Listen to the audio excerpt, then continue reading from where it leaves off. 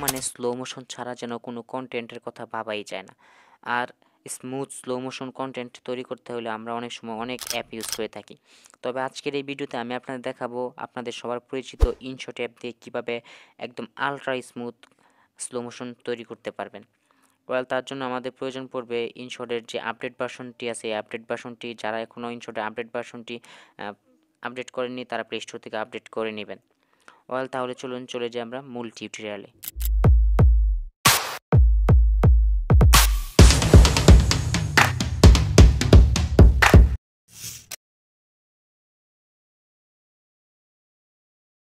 InShot অ্যাপটি open করার পরে এখান থেকে আমরা ভিডিও অপশনে ক্লিক করব, দেন এখান থেকে নিউ প্রজেক্টে ক্লিক করব এবং এখান থেকে আমরা আমাদের যে কাঙ্ক্ষিত ভিডিওটি আছে সেই ভিডিওটি এখান থেকে সিলেক্ট করে দেব।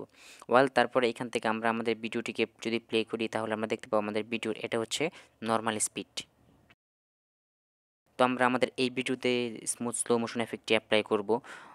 তো আমরা প্রথমে চলে আসবো ভিডিওর যে অংশ থেকে আমরা এই স্মুথ স্লো মোশনটি এফেক্টটি দিতে যাচ্ছি সেই অংশে, এবং এখানে আসার পরে আমরা ঠিক উপরের দিকে একটি স্পিড অপশন পেয়ে যাবো। আমরা এই স্পিড অপশনে ক্লিক করব এবং ভিডিওটাকে কাট করে নেব। তারপর আমরা এখান থেকে চলে আসবো স্পিড, একটি অপশন আছে এই অপশনটিতে, এবং এখানে আসার পরে আমরা দুটো অপশন পেয়ে যাবো, একটি স্ট্যান্ডার্ড এবং একটি কার্ভ। তো কার্ভে আসার পরে এখান থেকে আপনারা বেশ কিছু প্রিসেট পেয়ে যাবেন।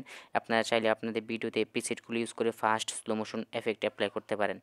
তো এখানে আপনারা বেশ কিছু প্রিসেট পেয়ে যাবেন। তো আপনারা এখান থেকে চাইলে আপনাদের পছন্দ মতো যে কোনো প্রিসেট ইউজ করতে পারেন।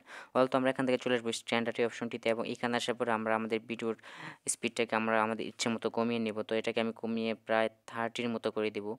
তারপরে এখান থেকে আমরা একটি স্মুথ অপশন পেয়ে যাবো, আমরা এই অপশনটিতে ক্লিক করে দেব, এবং এই অপশনটিতে ক্লিক করে দেওয়ার পরে এইখান থেকে আমরা একটি টিক মার্ক অপশন পেয়ে যাবো, আমরা এই টিক মার্ক অপশনে ক্লিক করে দেব।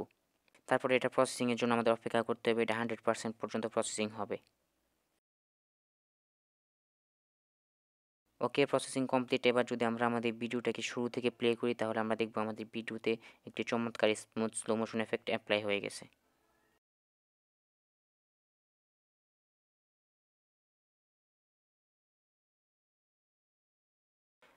এবার আমাদের ভিডিওটি সেভ করতে হবে। তার জন্য আমরা সিম্পলি উপরের দিকে আমরা যে একটি সেভ আইকন দেখতে পাচ্ছি, সেভ অপশনে ক্লিক করব এবং এখান থেকে রেজুলেশন এবং ফ্রেম রেটটাকে ঠিক করে আমরা এটাকে সেভ করে নেব।